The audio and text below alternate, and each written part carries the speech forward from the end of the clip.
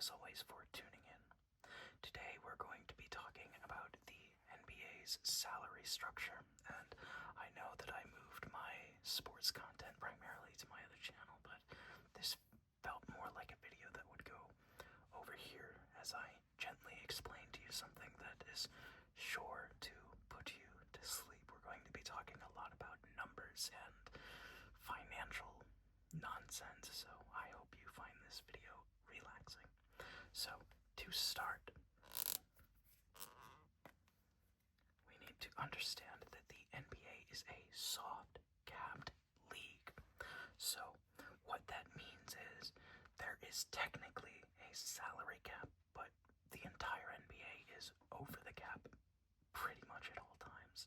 So, the actual salary cap for the NBA is roughly $154.6 million. This is money given to each club by the league itself to spend money on players, and that's about it, just to spend money on players. They get this money through the collective bargaining agreement. Revenue sharing from the TV contracts and whatnot gives every single team $154 million that they can spend on individual player contracts. There is also a salary floor of $139 million that all teams must be at by the start of the NBA season, or they will face monetary penalties, which aren't really all that big of a deal and isn't something that really needs to be worried about, because there aren't any teams that are spending below the salary floor of $139 million. So the actual cap is $154 million. But where it really starts to matter, the number that everyone actually points to when they talk about how a team is structuring their roster, is called the luxury tax line. Now, the luxury tax line is at roughly 187.8 million. This is the tax line.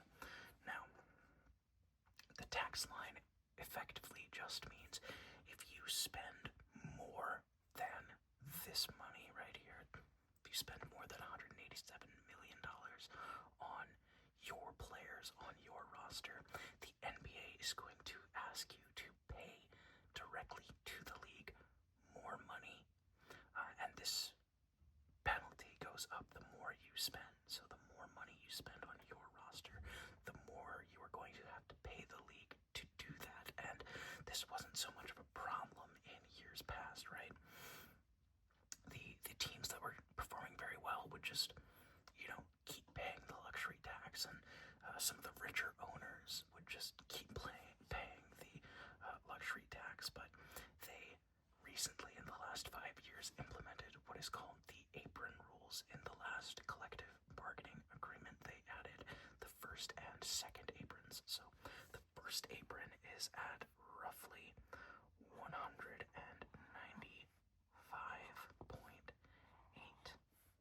million. This is the first apron. So the apron rules were implemented because specifically the Golden State Warriors were paying the luxury tax for years. And I'm talking like during their dynasty, I think they paid the luxury tax for 8 consecutive years because they were over the tax. So they implemented the apron rules, which adds further roster restrictions to what they can do to build their teams, and we'll get into those in a second. But the second apron is at roughly $207.9 million. This is the second apron. So these are all the different numbers that come with roster construction in the NBA. Of course, we don't really need to worry about this top number here. It's not that big of a deal. This is just the much the entire NBA is over that number. So when we look at this, there are increasing penalties, as I mentioned, as we spend more money.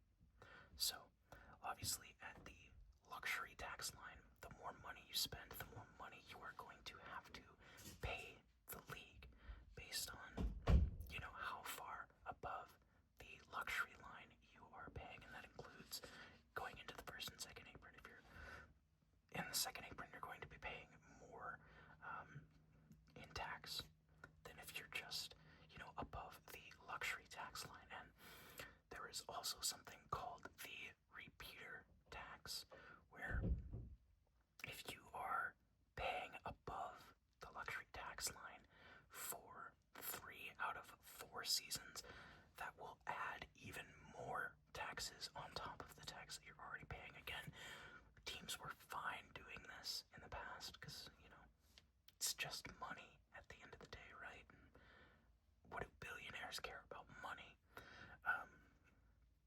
But since the first and second aprons have been added to the league, teams are more reluctant to constantly be paying taxes. So let's now move on and start talking about the first and second apron. So I'm going to clear the board real quick, and we will start with the first apron.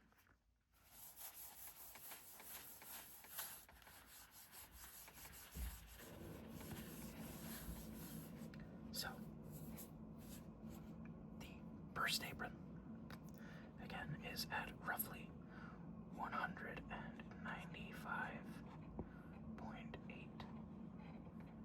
million. This is our first apron. So, the first apron comes with a variety of different restrictions. The first of which, and potentially or maybe one of the most impactful things that you cannot do above the first apron, is you are not allowed to sign and trade. So, the first apron doesn't allow you to sign and trade players. Now, the sign and trade has been a way for teams historically to get something out of a player that they may not have otherwise retained, rather than just letting them walk in free agency for nothing, really. So the sign and trade also will give the trading team a traded player exception, which is worth a portion of the contract that they traded, depending on if they received anything in the sign and trade. If they received another player, it would be the difference of the two salaries. If they got less salary back, that would so for example, say they traded a player, they signed him to a $15 million contract, and they got a $5 million contract back. That would give them a trade exception of $10 million, which they could further use in other trades as sort of this piece of paper that just says, hey, here's the money, right? So it gets a little complicated, and I'll try to explain this as best I can, but a traded player exception, again, in this example, if we have a TPE of $10 million, we could use that to absorb a player's contract that is no more than $10 million. So that's just another one of these things that you wouldn't have without the sign and trade. You can get it just by trading, right? Like, you can trade a player, get somebody back, and still get a traded player exception. But this was just an easier way for teams to get trade TPE exceptions. So that's something that's much harder to use over the first apron. You are also not allowed to use the biannual exception, the BAE, so no BAE, the biannual exception. Now, the biannual exception is not as commonly used as a sign and trade or a trade player exception or the mid-level exception. But the BAE is about $4.5 million that you can just use biannually if you need to sign somebody over the minimum. That's what these exceptions are for. These are for signing players above the minimum salary, just to allow teams to remain competitive in the free agent market. So we should also get into the mid-level exception itself. Now, there are multiple different levels of the mid-level exception. There's just the full mid-level exception, also known as the non-taxpayer mid-level exception, and it's called the mid-level exception because it allows you to sign players up to a certain monetary value. This year I think it's $13-14 million, so you can use your mid-level exception if you're non-tax paying, right? If you're under the luxury tax, you can use the mid-level exception to sign multiple players above minimum contracts, but no more than a mid-level contract. So you could sign a couple of players at like, $4 or $5 million and still add them to your team with the mid-level exception. So above the first apron, you lose a portion of the value on the mid-level exception. This is called the taxpayer mid-level exception. So if I remember correctly, it goes down from like 12, 13, 14 million to about 8 or 9 million of that money that you were allowed to pay. So that would be the that would be the taxpayer mid-level exception. So the taxpayer MLE. This is not how they actually designate it. It's not TMLE. There's a different designation for it, but I can't think of it off the top of my head. I should have written it down. But you get a different version of the mid-level exception. There are a few other bits and bobs here with the first apron that you aren't allowed to do. If I remember correctly, you are not allowed to send more than 100% of the salary that you send out in a trade. So for our previous example, if you trade, if you are trading a player, you are not allowed to, I misspoke earlier. The way it works is, if you are involved in trading, you are not allowed to get back more than you send out via salary. So again, using our previous example, if I were to take a player that's say $10 million, right? And I were to trade that player and I wanted to get more players back, I could not exceed $10 million getting back from that unless the trade would put me under the first apron. So if I were to trade a player that was say $12 million and I wanted to get back $14 million, I couldn't do that, right? So that is one of the other restrictions on the first apron. You are not allowed to send out, or not allowed to get back more salary than you send out. So I don't exactly know how to mark that down in the board here. But just take my word for it, promise you. You're not allowed to send out, or I don't know why I keep saying it that way.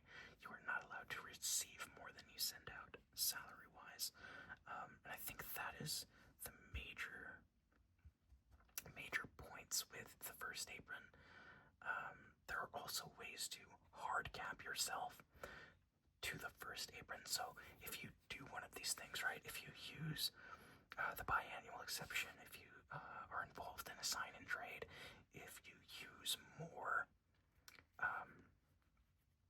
if you use the mid-level exception and you want to stay below the first apron, if you use more money on your mid-level exception that is allowable through the taxpayer mid-level exception. So if you were to use the full mid-level exception, if you were to use all like 13, 14 million of it, you would then be unallowed to exceed the first apron by rule, because you can't use the full mid-level exception above the first apron.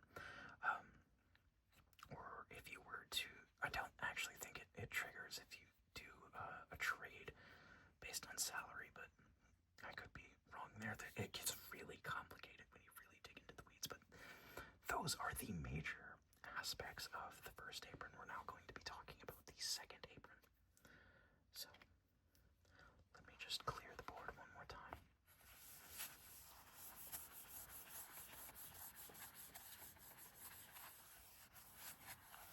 So, the second apron, again, is roughly hold on. My marker is not cooperating. 207.8 or 0.9, whatever it was. 207.8 million. This is the second apron. So, above the second apron in the NBA, you are not allowed to use the full, or you are not allowed to use the mid-level exception at all. You can't do it. So, no MLE. If you are above, I think this is also true for the first apron if I'm remembering correctly, but I know for a fact if you are above the second apron, you are not allowed to sign players who have come from the buyout market. So, no buyout. You cannot sign players on the buyout market. It might be a little different on the first apron. I think on the first apron you can't bring in buyout players if they exceed the value of the non-taxpayer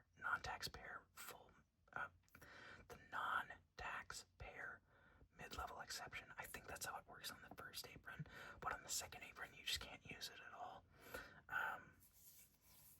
Above the second apron, you also are not allowed to aggregate players for salary making or salary matching. So what that means, no aggregate. I think I spelled that wrong, but I don't know, you get the gist. So you are not allowed to do 2-for-1s basically. If you have two players that make 15 million and you want to trade for a player that makes 30 million, you can't combine their salaries to trade for that player over the second apron.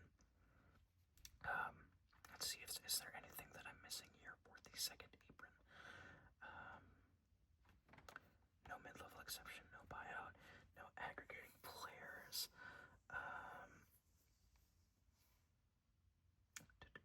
I think that's the major stuff.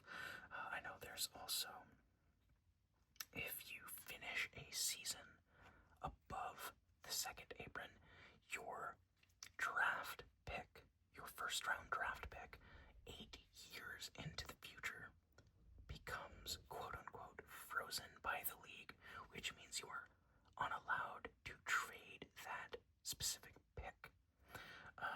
You can unfreeze it if you spend 2 seasons below the second apron, and they don't have to be consecutive as far as I'm aware. They might, I don't.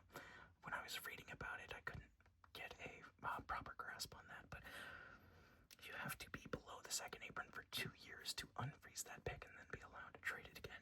If you finish 2 seasons above the second apron, that draft pick automatically becomes the last pick in the draft, no matter what. So, even if you are somehow, this would never happen because it's designed not to happen, right? This is the whole point. But if by some miracle you were above the second apron for 2 years in a row, and you would have been a lottery team, say you were supposed to be pick 12 or something, that pick would automatically get gets sent down to number 30. So, these rules are largely in place because of the Golden State Warriors dynasty from 2014 to 2018.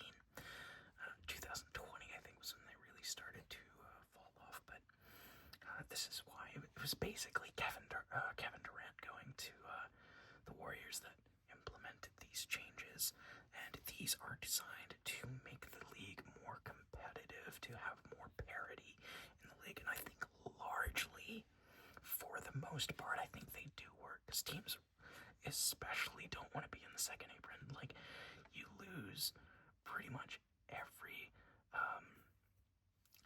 tool you have to circumvent the cap or wiggle your way, into getting players in different ways. You lose a lot of your flexibility being in the second apron. So a lot of teams, when they're over the second apron, they'll do all kinds of stuff to get out of the second apron. So if you are making a trade that would normally be illegal in the second apron, but it moves you under the second apron, if it moves you to the first apron, you are allowed to do it so long as you are not already hard capped to the second apron, right? So it's there's ways around it, there's ways to get out of it, and so far we haven't seen a team lose their draft pick and have it sent to number 30, but maybe in the future we will. It's hard to say. But yeah, for the most part, a lot of teams are avoiding the second apron. Now, a bit of a caveat to this, right? A bit of a caveat to the whole league parity thing is that, these I don't want to say lesser, but these more mid-range sort of contract guys, like role players and end-of-the-bench kind of guys, their salaries have kind of dipped a bit because teams, they just don't want to be spending the same kind of money, right? Because they want to avoid these penalties. First apron for a lot of these teams is fine. They can handle the first apron. You get a bit of a dip on your mid-level exception. You're not using the biannual exception really, and the no sign and trade thing is kind of annoying, but again, these are just tools, right? These are tools, and you can still work without them, but teams absolutely do not want to be above the second apron, so these mid-level roster guys have kind of seen their contracts depreciate in value as a response to this, and I don't know if that's necessarily the best thing in the world, because the superstars are still getting all their money, right? The superstars are still getting paid, $250 million, right? Victor Wembanyama is probably going to be the first NBA player to sign a contract for $500 million, right? That is untold money in the NBA, but this is just the world that we live in right now. This is the way the NBA works. These are the salary restrictions that are in place, and this sort of gives you a look into how teams are operating going into the future, because these are here to stay, right? The first apron, second apron. I remember reading last year that there were even talks that in the next CBA they might implement a third apron. I don't think that's going to happen, because we haven't really seen anyone go above the second apron for multiple years in a row, so I have severe doubts that a third apron is coming, but I've seen talk about it. But these are here to stay, and again, I think they do accomplish what the league was going for when this was implemented, but we have seen more mid-level guys' salaries kind of depreciate quite a bit, and you never want to see.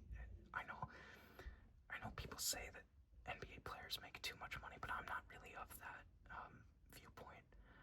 I think if you're getting paid by billionaires, you may as well milk them for every dollar they're worth, right? Like, I think it's more justified in football, where the players are essentially risking their lives. That sounds dramatic, but it's true. They're risking their health and their future for the game. sports players making a ton of money. I don't really care, right? It's not like it's my tax dollars. I mean, technically it is, because that's how all money works. But whatever. It's not like it's the billionaires. It's these massive TV contracts. I don't care that they're making all this money. I really don't. They're the top of their game for a reason. They're the best athletes in the world. If that's what their value is, that's what their value is. It's no big deal to me. But yeah, that is the NBA salary cap. I hope I have explained that in a way that makes sense. I hope you did enjoy this video. I hope to speak with you all again soon. And goodbye for now.